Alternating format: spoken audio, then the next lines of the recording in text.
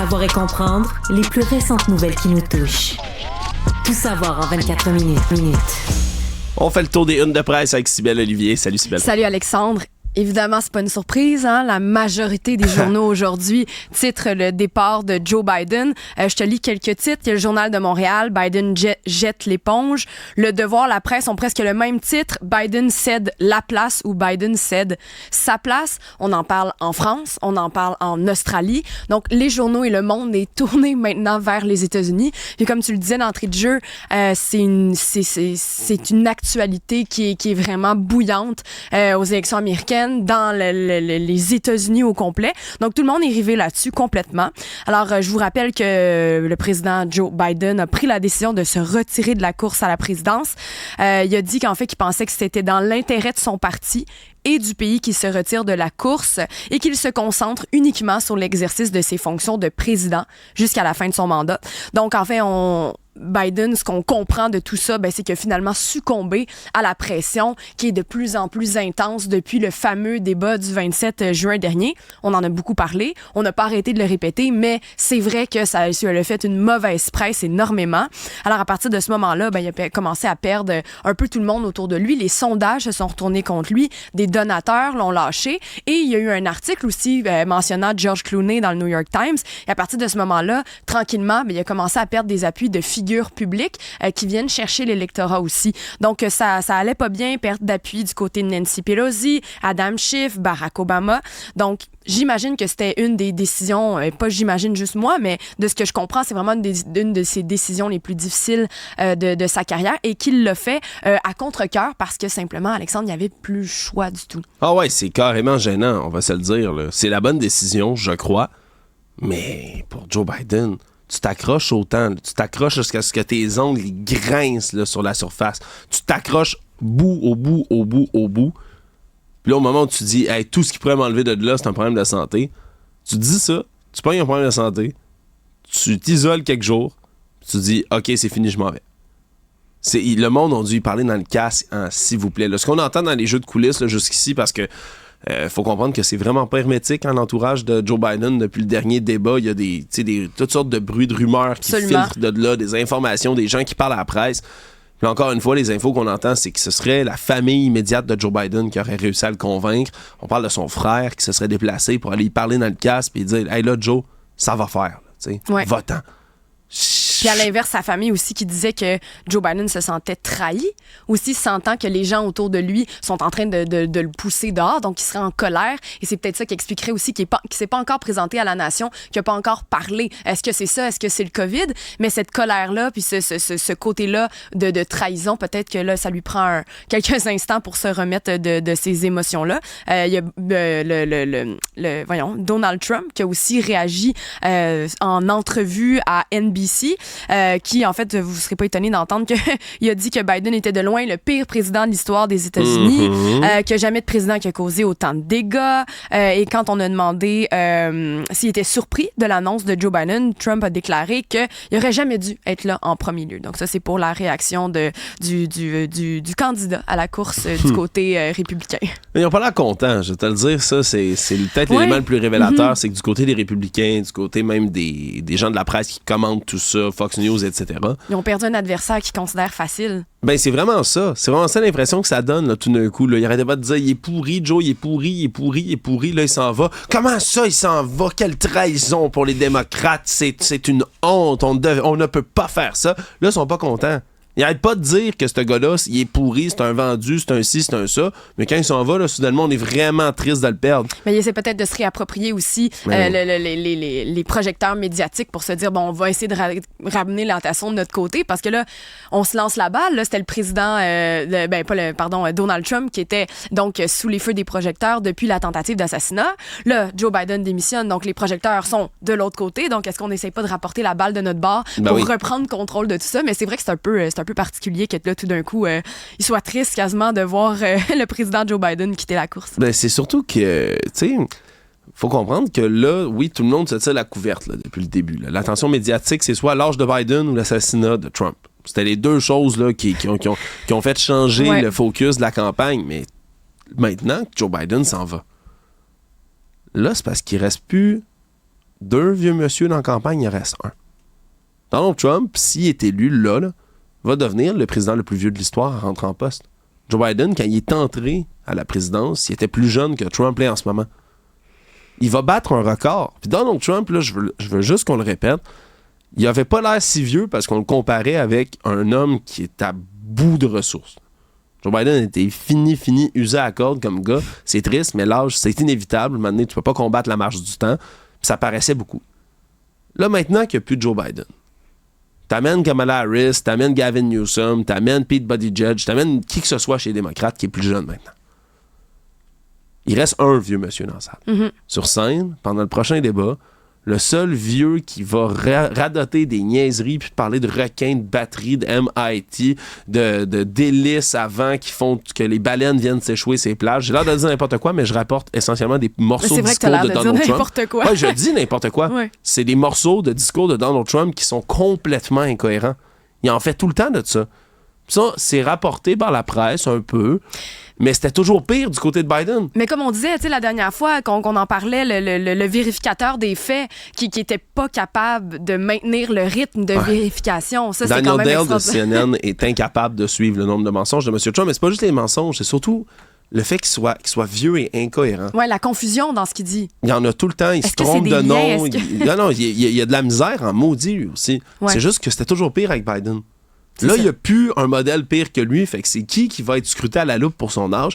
C'est Donald Trump. Mais c'est vrai que Donald Trump a dit des choses fausses, mais il les dit avec un aplomb. Il l'articule bien et il a une vivacité d'esprit. Donc, quand il s'exprime, c'est facile de l'écouter et de simplement absorber ce qu'il nous dit. Puis je pense que ça, pour un électorat ou pour quelqu'un qui n'a peut-être pas la capacité de... Ben pas la capacité, mais je veux dire qu'il n'y a pas l'analyse complète ou les références à tout ce qu'il dit, mais je pense que c'est facile d'absorber puis de croire la façon de parler. Alors que Joe Biden a toujours été en train de s'enfarger dans ses mots, à oublier, à hésiter. Ben on n'est pas en train de s'accrocher à son message du tout. Fait que ça, c'est à son avantage à lui. Moi, ce qui m'attriste, c'est on vient de décrire dans les deux cas, tout ce qu'on regardait, c'était le contenant, pas le contenu. C'est vrai, là, on regardait que le contenant. Là. C'était comment Joe était capable de parler, puis comment Trump est capable de le dire avec aplomb. On regarde pas ce qu'il dit, c'est bon ou pas. On l'écoutait pas. C'est d'une tristesse quand on parle là, de politique, mais c'est vrai. On était juste en train de regarder l'apparence. Là, pour les gens qui débattent ensemble pour savoir qui va diriger le pays le plus puissant du monde. Allô? C'est vraiment, vraiment, vraiment bizarre comme situation. Là, mettons, on ramène Kamala Harris. C'est elle qui est pressenti, je veux dire, il a l'air d'avoir un bloc et une unité très forte là, qui se fait du côté des démocrates. Ils n'ont pas juste lancé son nom comme ça pour rien. Là. Si c'est Kamala Harris qui est nommé en ce moment, c'est qu'on va essayer de faire un front uni. Là. Vous allez voir, là, aujourd'hui, toute la journée, puis dans les prochains jours, là, on va faire une espèce de mouvement de bloc. Tout le monde va s'en venir en disant « C'est bon, c'est Kamala Harris, on y va ». Chez les démocrates, ils n'ont pas le choix. Ils doivent être unis puis ils doivent pousser vers l'avant, même si je suis convaincu qu'il y en a beaucoup qui sont pas contents que ce soit Kamala Harris puis qui préféreraient quelqu'un d'autre. Là, faut aller de l'avant, faut être unis de leur côté, puis ils le savent très bien. Après ça, c'est à quel point Mme Harris va pouvoir se démarquer puis aller chercher les fameux swing votes, là. Les votes des gens qui sont ni du côté des démocrates, ni du côté des républicains, qui savent même pas pour qui ils vont voter, qui aiment pas vraiment les options qu'on leur donnait. Ils aimaient pas Joe Biden, puis ils aimaient pas Donald Trump. Là, tu leur donnes une troisième option. Qu'est-ce qu'ils vont faire avec ça? C'est là que ça va devenir intéressant dans la campagne. C'est quand même un vent de fraîcheur, puis heureusement... Je lisais une statistique tantôt, puis je t'avoue, j'ai pas eu le temps de la vérifier au grand complet. Je le demanderai tout à l'heure à Luc Laliberté, là, qui connaît beaucoup mieux l'histoire américaine que moi.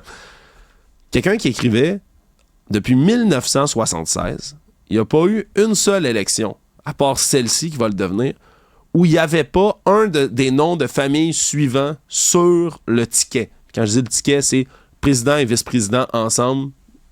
Les quatre, mettons, là. Président, vice-président démocrate, président, vice-président républicain comme candidat. Depuis 1976, il y a toujours eu un Biden, un Bush ou un Clinton sur le billet. Toujours. D'un côté ou de l'autre, il y avait toujours une de ces personnes-là à la présidence ou à la vice-présidence comme candidat. Quand même. C'est fou, là! Ouais. C'est fou! Mais tu sais, on parle de dynastie politique aux États-Unis. Mais il y en a une qui se termine. C'est celle de Biden. Il a été là tellement longtemps, c'est assez. Fallait qu'il fasse du vent, fallait qu'il laisse sa place. Sérieux, ça va être fascinant de regarder ce qui s'en vient les prochains jours. Là. Vraiment fascinant. Mais je pense que c'est la bonne décision. Les démocrates, déjà, avaient assez branlé dans le manche. Enfin, ils ont pris la bonne décision. Tout savoir en 24 minutes. Je t'amène du côté Tout du... savoir en 24 minutes. Oh! Oui, on est toujours là. 24 minutes. Je t'amène du côté du journal régional Le Soleil. C'est Mathieu Lamotte qui nous parle d'une fraude. Ça s'appelle, en fait, je te lis le titre, Le faux travail, une fraude machiavélique qui coûte cher. Donc, il nous parle d'une fraude qui est de plus en plus en augmentation au Canada. Donc, c'est de vraiment venir arnaquer les gens dans un travail qui n'existe pas. On les engage dans certaines actions. On leur dit qu'ils vont se faire payer. On les paye au début, mais après ça, c'est la fin. Et on leur propose de s'engager monétairement pour refaire plus d'argent finalement. Et évidemment, ben là, les gens perdent leur argent là-dedans.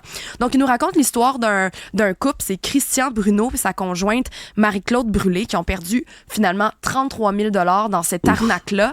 Donc, ils ont commencé en février dernier. Ils ont voulu s'inscrire, ils ont vu ça, une annonce sur leur Facebook de la société HGVM. Donc là, c'est facile, ils leur disaient, on vous engage, ce que vous allez faire, c'est faire des likes sur des vidéos TikTok de différents de nos clients, puis on veut augmenter comme ça la vue, puis faire bouger un peu les algorithmes. Ils disent, parfait, c'est facile à faire, je peux faire ça de chez nous. On commence à le faire. Là, ça va bien, il faut qu'ils installent une application. Ils vont se faire payer en crypto-monnaie, là, parce que c'est plus simple. Bien sûr, ben oui. Hein? Évidemment, là, maintenant, on le sait, quand on entend ce mot-là, on se dit « Hi! » Comme tout emploi normal, vous serez payé en crypto-monnaie. Oui, c'est ça. Mais en même temps, tu te dis... Non, c'est vrai que c'est bizarre, mais en même temps, tu te dis... Oui, mais c'est parce qu'en même temps, on en parle tellement maintenant, puis il y a beaucoup... Il y a vraiment des gens qui investissent là-dedans. Il y en a des gens qui font des fortunes. Donc, je pense qu'il y a un sentiment de sécurité de plus en plus présent parce qu'on en parle souvent. Mais je sais, Alexandre... Il n'y a pas un emploi... Okay, Maître du je veux juste le dire. Ben, regarde, je veux juste le dire pour tout le monde. C'est un secret pour nos auditeurs et auditrices. Je vais vous le dire tout de suite. Quand votre employeur vous propose de vous payer en crypto-monnaie, c'est une arnaque. Il n'y a aucune job valide sur la planète qui va vous payer en crypto-monnaie. OK, on peut continuer maintenant. Ben peut-être que ces personnes-là n'avaient pas entendu cet avertissement-là d'avance. Du moins, il y avait un certain besoin avec la précarité financière qu'il y a maintenant d'avoir de l'argent assez facile, de pouvoir faire ça de la maison. Donc, ils se sont fait prendre malheureusement. Puis tu sais, dans le texte, il mentionne le sentiment de honte qui est là aussi. Tu sais, là, on le ridiculise un peu, puis on se trouve toujours meilleur que les autres à pas se faire prendre à ça. Mais des fois, quand tu as besoin d'argent, puis ça te semble tellement bien, ben tu rentres dedans. Puis surtout qu'au début, ils se sont fait payer des centaines de dollars, ils les ont reçus, ils ont pu les retirer. Mais c'est qu'après ça, tu commences un espèce de système. Puis je vais vous montrer une photo que ces gens-là ont reçue. Une fois qu'ils étaient embarqués dans cette histoire-là. Et en fait, ça montre l'argent que tu peux faire. Donc, ce que vous voyez présentement, c'est ça, c'est le nombre d'argent minimal, le seuil minimal que tu peux faire selon les différents niveaux que tu atteins. Donc, ce qui se passe, c'est qu'au début, en fait, pour atteindre un niveau supérieur, de ce que je comprends de l'article, faut que tu mettes de l'argent. Et là, tu atteins un niveau supérieur. Et là, tu vas faire plus d'argent. Donc, c'est un peu ça. Puis, vous voyez les montants. Je veux dire, quand tu n'as pas beaucoup d'argent, puis quand tu t'en cherches, de voir que tu peux faire jusqu'à presque 22 000 $ en très peu de temps, ben je veux dire, c'est attirant. Alors, eux se sont embarqués là-dedans, puis finalement, ils ont déboursé eux-mêmes de l'argent, sont allés retirer de l'argent d'un côté de l'autre, fait des prêts, ils ont investi, et au final, comme je l'ai dit, ben, ils ont perdu environ 33 000 $. Puis ce qui s'est passé, c'est que du jour au lendemain, il y a un code d'erreur sur leur application, sont plus capables d'accéder, plus capables de toucher à ces fameux fonds de crypto-monnaie qui affichaient, qui avaient fait 49 500 $. C'est pas rien. Et là, finalement, tout disparaît dans les airs. Puis le Centre antifraude dit qu'ils ont déjà reçu plusieurs signalements de cette fameuse société HGVM, qui est d'ailleurs au registre des entreprises. HGVM LTD existe et le siège social est à Toronto. Donc, on peut, tu sais, rire un peu puis se dire, voyons donc, mais ils ont fait leur recherche, ils ont vu ça, ils se sont dit, je pense que, tu sais, d'après moi, c'est en bon français, c'est legit parce qu'on voit que c'est au siège social. Par contre, moi, j'ai fait une petite recherche rapide, j'ai écrit ça sur Google. Qu'est-ce qui me sort en premier? Ben, c'est un forum sur Reddit qui me dit « Attention, fraude ». Donc, est-ce qu'on est allé assez loin dans la recherche? Moi, ce serait ça mon conseil. Cherchez le plus possible partout si vraiment vous n'êtes pas sûr puis vous voulez y croire. Mais malheureusement, eux sont complètement dévastés par ça, perdu beaucoup d'argent. Mais encore là, ils ont accepté de faire leur témoignage pour mettre en garde les autres personnes. Puis ils en avaient parlé même à leurs amis. Tu sais, c'est parce qu'à un moment donné, tu te dis c'est facile d'avoir cet argent-là, mais l'argent facile n'existe pas. Exact. Ça, c'est un des premiers conseils. L'argent facile n'existe pas. Quelqu'un vous promet vous me donnez de l'argent, je vous donne un ratio de 302%. C'est pas vrai, gang. Ça n'existe pas. Si ça existait, tout le monde serait au courant. Donc, à chaque fois qu'il y a une fraude comme ça, faut se poser les bonnes questions. T'as raison. Je suis peut-être trop dur, là, puis ces gens-là décident de venir témoigner à visage découvert. Je veux pas les tourner au ridicule. N'importe qui peut se faire prendre. En même temps, on regarde, là, puis peut-être qu'on peut retourner voir le tableau que tu as mis tout à l'heure, Cybèle. Une chance que le tableau est rectangulaire, on va te le dire. Parce que si tu mets pas de bordure autour, là, moi, je te dessine un triangle autour de ça. Hein? Un triangle comme une pyramide. Tiens. Si dans n'importe quel endroit, dans quelle espèce de stratagème ou de magouille comme ça d'argent, on vous demande de donner plus pour accéder à un autre niveau. Ces deux mots-là, là, OK? Donner, niveau, si vous entendez ça, vente pyramidale, mesdames et messieurs. Vous êtes dans soit un Ponzi, soit n'importe quelle autre arnaque qui se fait comme ça. Une chance, c'est dans un rectangle. Je répète, le tableau, une chance, il est dans un rectangle, sinon c'est une pyramide.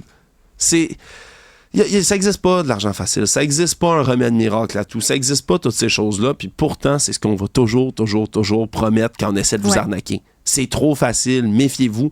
Puis de voir sur le registre d'entreprise que l'entreprise est enregistrée, c'est pas suffisant, la gang.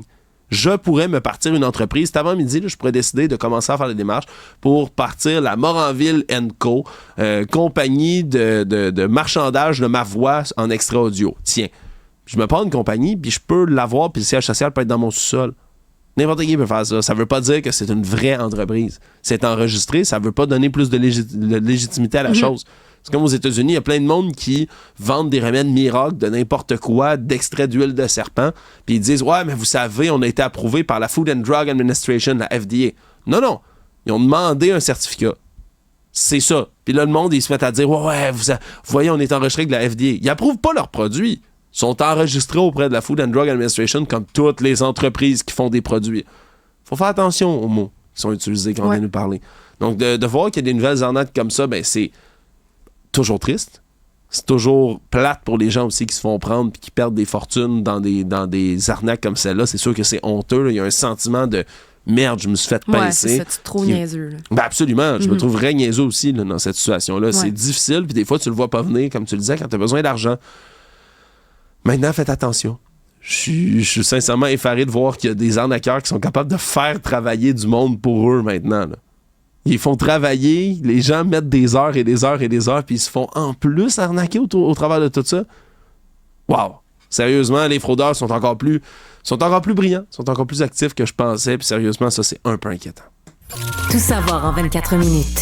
Je terminerai avec la une de la Gazette qui nous parle des médecins québécois qui abandonnent le système public. Donc, il y aurait un nombre record de médecins qui ont choisi de se retirer du système d'assurance maladie l'an dernier. On parle de 780 médecins omnipraticiens et des spécialistes qui sont maintenant qui sont considérés comme non participants au service de régime de la RAMQ. C'est une hausse de 22%. Donc, ce sont tous des professionnels qui se disent non, moi, je préfère aller faire de l'acte, travailler à l'acte au privé et charger à ce moment-là plutôt que de faire affaire avec le système d'assurance maladie. Et tu sais, pour vous donner une idée, là, je vous parle de 780 cette année. En 2023, c'était 641 l'année d'avant. En fait, 780, c'est les derniers chiffres, là, donc 2023 jusqu'à présent en 2024. Alors, une énorme hausse, puis là, on accorde ça à une frustration qui est croissante de la part des médecins, qui trouvent qu'il y a une lourdeur administrative, un manque de ressources, détérioration du réseau, blabla. On le dit tout le temps, c'est les mêmes choses qui reviennent, mais là, l'impact est grand parce que tout le monde, pas tout le monde, mais il y a beaucoup de gens qui vont être obligés de payer pour avoir des services rapides et efficaces. Ce qu'on nous promet avec un service public depuis des années, ou du moins qu'est-ce qu'on espère avoir. Donc là, finalement, il y a des gens qui vont se retrouver encore et encore sur des listes d'attente. Le gouvernement du Québec est pointé du doigt, entre autres dans cet article par Isabelle Leblanc du groupe de médecins québécois pour le régime public. Elle explique que les cliniques privées maintenant viennent recruter des résidents en médecine directement dans leur formation avant même qu'ils aient terminé leurs études en leur disant « Venez travailler pour nous, vous allez travailler les jours, vous n'allez pas travailler le soir, vous n'allez pas travailler les fins de semaine, puis vous allez être bien payé, ça vous tente dessus? Ou versus, voulez-vous aller encourager le système public, faire des heures pas possibles, mais au bien de la communauté? Donc, tu sais, les jeunes médecins qui ont aussi des familles, qui ont aussi des projets, se disent « Ah, cette offre est alléchante » et là, vont souvent aller travailler au privé. Puis je te donne quelques chiffres cités dans l'article par rapport au nombre d'attentes aux Québécois qui sont en attente pour aller voir toutes sortes de spécialistes. 50 000 Québécois qui attendent une consultation avec un chirurgien orthopédiste, plus de 97 000 qui attendent de voir un dermatologue. Et ça, c'est un chiffre en augmentation. Maintenant, vous le savez, c'est comme les psychologues il y a 2-3 ans. impossible d'avoir un rendez-vous avec un dermato avant 1 an, 2 ans. Mais tu sais, quand tu as des problèmes de peau, tu as des problèmes d'acné, tu es un jeune du secondaire ou tu fais de l'acné d'adulte, c'est un problème que tu veux régler rapidement parce que c'est dans ton visage souvent que ça se prête. Donc bref, les gens sont stressés à cause de ça et à quel moment vont-ils avoir leur rendez-vous? Ben là, ça, c'est pas encore certain. Et en attendant, ben, les spécialistes quittent le réseau de la santé. Ouais, c'est encore plus inquiétant, sachant qu'on va en perdre des spécialistes juste avec la marche du temps, avec le passage du temps, puisqu'on a un vieillissement de la population. Il va y avoir de plus en plus de gens qui vont devoir se rendre voir un médecin parce qu'ils vont vieillir puis ils vont développer des problèmes. Puis en même temps, ben, il y a de plus en plus de médecins qui vont prendre leur retraite parce qu'ils sont dans des catégories d'âge aussi qui font partie de ça, là, du vieillissement puis de la retraite naturelle. Donc, on a besoin de plus de médecins s'ils continuent à en quitter de plus en plus à un niveau où on sait que ça va déjà être une situation plus catastrophique dans quelques années. Ben, c'est super inquiétant. C'est super inquiétant qu'on soit capable de faire de la rétention de personnel. C'est super inquiétant que même les jeunes là, qui sortent de l'école se fassent recruter. Là-dessus, il faut vraiment que le gouvernement agisse. Je sais que ça fait longtemps que les négociations avec les médecins durent, que c'est pas facile et que ça joue du coude. Mais on a une responsabilité morale en ce moment, là, du côté du gouvernement. On a une responsabilité morale d'aller rendre le réseau de la santé attirant malgré tous les défauts qu'on lui trouve, puis d'être capable d'offrir des conditions qui font en sorte qu'on veut y aller. On veut y aller, on veut y travailler. Il n'y a pas 36 options, là, sinon c'est privé-public. Faut qu'on soit capable de rendre le public attrayant, sinon on s'en sortira jamais. C'est ça. On les voit pas les avantages finalement à être dans le réseau public. Puis ça me fait penser autant en éducation où les professeurs aussi vivent quelque chose de similaire dans le réseau public. Donc on se dit, est-ce qu'on est en train de justement, est-ce que ce système-là public dans les différentes factions de la société sont en déchéance? Ben c'est ce que ça semble. Ben, puis c'est pas supposé. Au nombre d'argent qu'on injecte là-dedans dans le système de santé, d'éducation, de justice, on est censé avoir des services qui sont adéquats. On n'a pas le choix. On n'a pas le choix. Avec l'argent qu'on met, on n'a pas le choix. Mais en ce moment, c'est pas... c'est l'accès, en fait, à ces systèmes-là. C'est toujours la même chose qu'on décrit, c'est l'accès. Une fois que t'es dedans, ça va super bien.